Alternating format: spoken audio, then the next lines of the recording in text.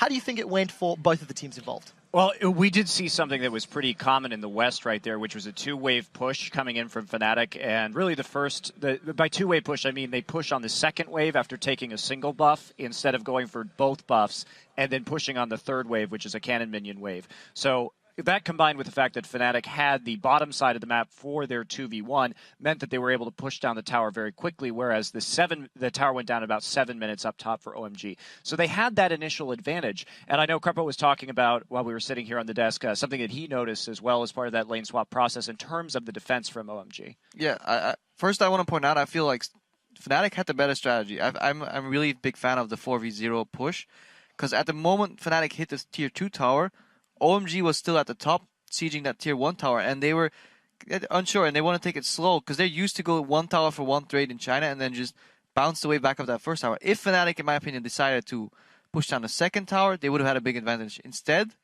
they ended up sending their top laner back, and eventually he got poked down and he got dove. And that's actually another mistake that happened, but then on OMG side, and I think we even have a replay of that, so if you can get that on your screen real quick. We can point out, like, the initial mistake in the lane swaps, in my opinion, was an OMG side. Then Fnatic made a mistake not switching back. But now, in this situation, we have Soaz under the tower. Cyanide came to help him, a little late. But now OMG is going to look to dive. But in my opinion, they should just burst this tower down, then switch to Soaz. But they get really greedy. And if you see, Cyanide's playing really well here. He's just staying in front of Soaz, making sure no hook can connect. And if we roll the clip, yeah, they're trying to get him. Nice stun by Soaz. Hook misses. Alan goes in. They did get the first blood, but then you feed Kha'Zix 2 kills for free. And this is where I really feel like OMG dropped the ball. Imagine if they did not do this and they just played solid, they would have won the game flat out. Well, they did win the game flat out, luckily. Flatter outer. Flat outerer, flat outerer. As the game progressed, Freak, talk to me about what your opinion was on OMG, because in my mind, they were playing very aggressive. They had a lot of rotations around the map, regardless of whether they were ahead or behind on gold. What was your take on their performance? So OMG played the way I think we expect OMG to play. They don't as much focus on turrets as they focus on ways to fight their opponents, right? They came with a team fight composition.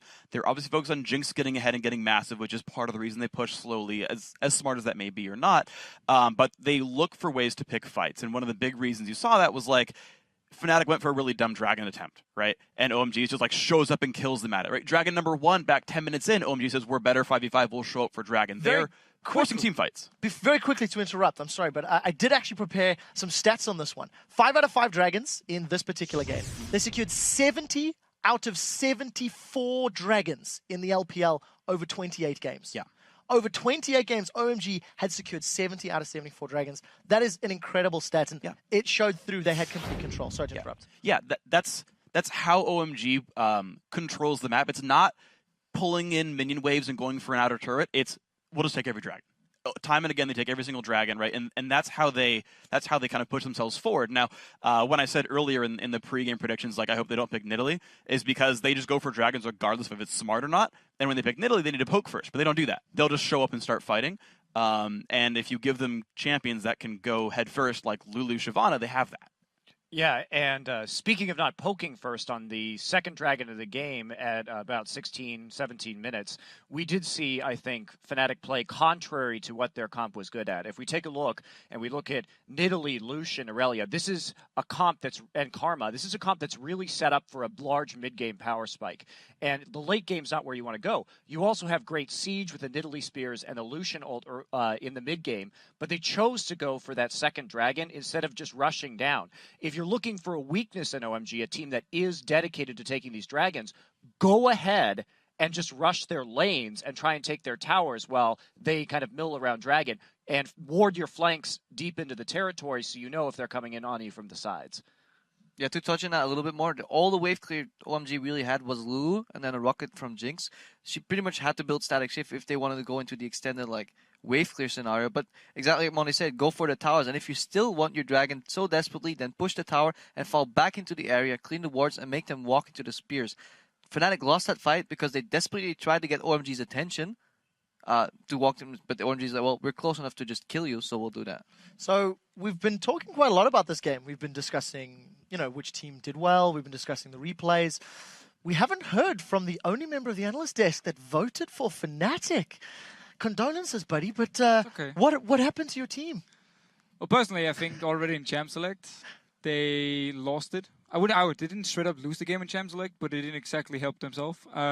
Against a team like OMG who loves to team fight, it's very risky to pick a poke comp, especially because once you actually fall behind, if you don't do anything in the mid game, like Monty pointed out, it's very, very hard to do anything. You can then argue, yeah, sure, poke comp makes you avoid the team fights. In that case, it can work. But because OMG took control of the map and because the lack of wards from Fnatic as well, when they were behind, they just could never do anything to get back in the game. And I think they need to fix up the champ select for the next game.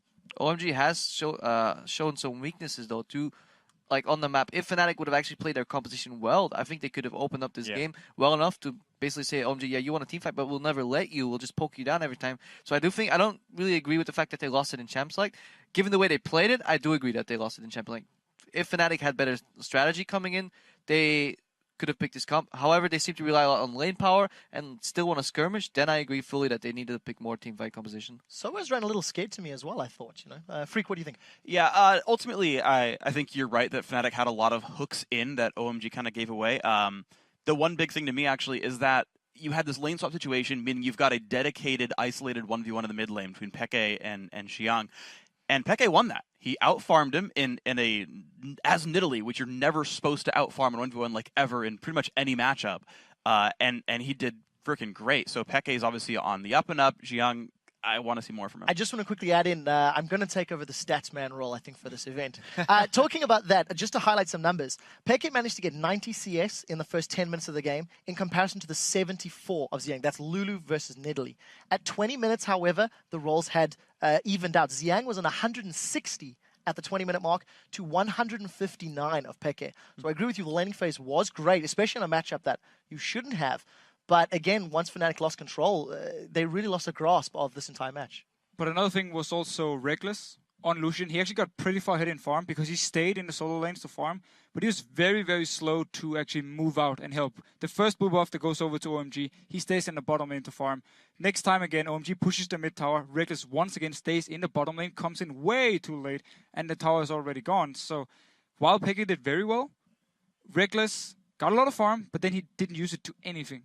Well, very quickly, Monty. Yeah, it's just, again, missing that timing window. And also we saw that with Soaz's itemization. Very late Trinity Force on a lane swap to Relia. And so that really didn't help out his situation, too. Was unable to make up the plays to set up the sieges. So as a final note to Fisher, what does Fnatic need to do to bounce back from this? Is it in-game decision-making, or do you think it's picks and bans? Well, again, Krub had a very good point beforehand. The comp could have worked for them. So in that case, it would be the in-game decisions, saying, we got a lead now, we won out on the lane swap, what do we do now? The fast decisions were a little bit off for them, and OMG just took full advantage, and once they got a hit, they never gave Fnatic a chance. We'll see if they do make that work for us. It is time for a quick break, and when we return, it'll be time for Game 2 of the Invitational between the Taipei Assassins and SK Telecom T1K. As we head out, fans are enjoying the All-Star event in different ways and at diverse venues, as are LCS pros like Cloud9's Hi. As you can see here, Hi, we wish you a speedy recovery, get well soon.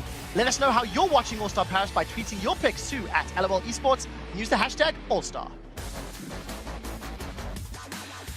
As you can see, TPA and SKT are watching these games in preparation for their match, and we'll be back with that face-off when we return in 3.5 minutes.